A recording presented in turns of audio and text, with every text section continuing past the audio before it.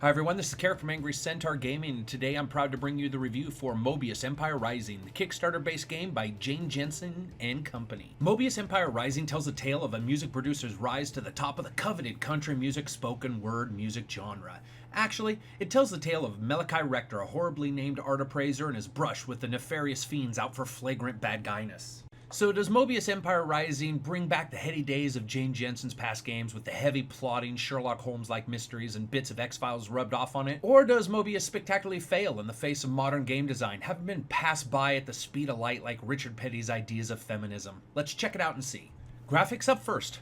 Well, I'm not sure what to say here. The game has some noticeable good bits with clean backgrounds and interesting set pieces, but the characters sway from just okay to downright freakish at the speed of light here.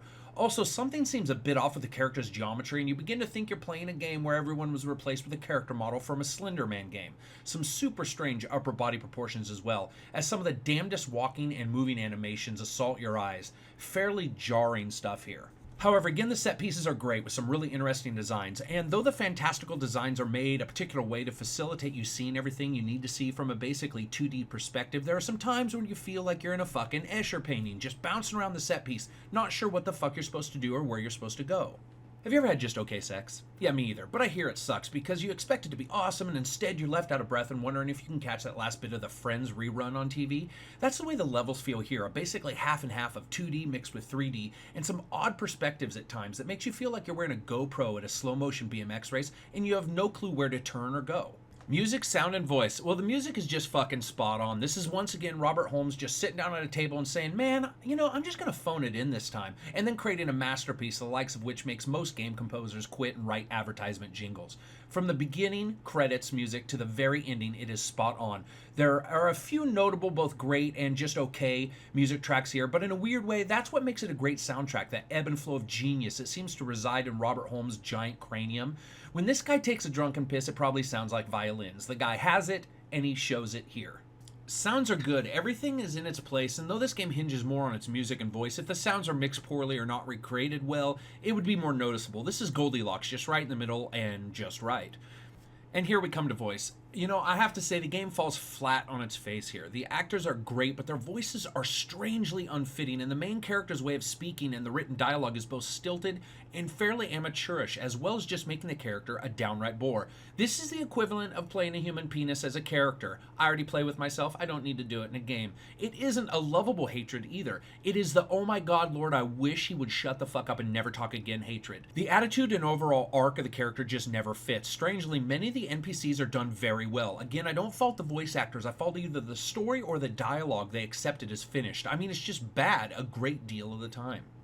Gameplay. Listen, the game brings nothing new. In fact, many of the puzzles are arcane in trajectory, lobbing shots across the gamer's bow like warnings that the past is coming, so just prepare and hunker down and live through it. Add that issue to the aforementioned 2D issues where you can end up getting all kinds of fucked up on where things are in an area, and lo and behold, you have just entered Frustrationville, population, all Kickstarter backers.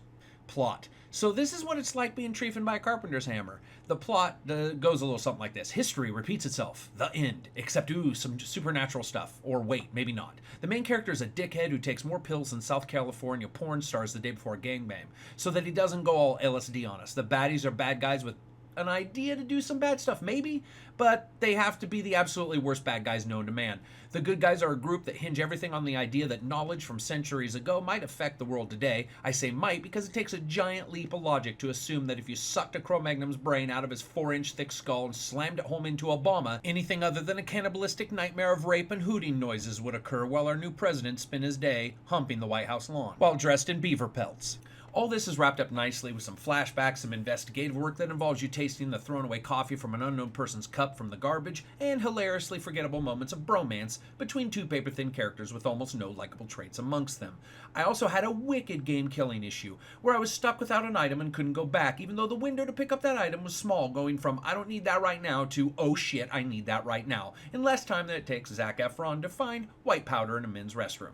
So what do you get with Moebius Empire Rising for the PC? You get an archaic 2D clicker that harkens back to 2D point-and-click games, yet it's worse than most of those older games. Trappings of current technologies don't help it from looking like some kind of inbred child where two kissing cousins decided to take their lust to the back seat but forgot protection. A game that does nothing to entice you but does fool you for a moment with a wicked awesome soundtrack that deserves a better digital wrapper. So I rate games on a buy, wait for a sale, rent, or never touch it again rating scale. This is a wait for a sale. Listen, the game is currently priced at nope, and until it comes down from nope to okay, the change in my pocket and the pop cans in my pantry will pay for it, I can't recommend it at all.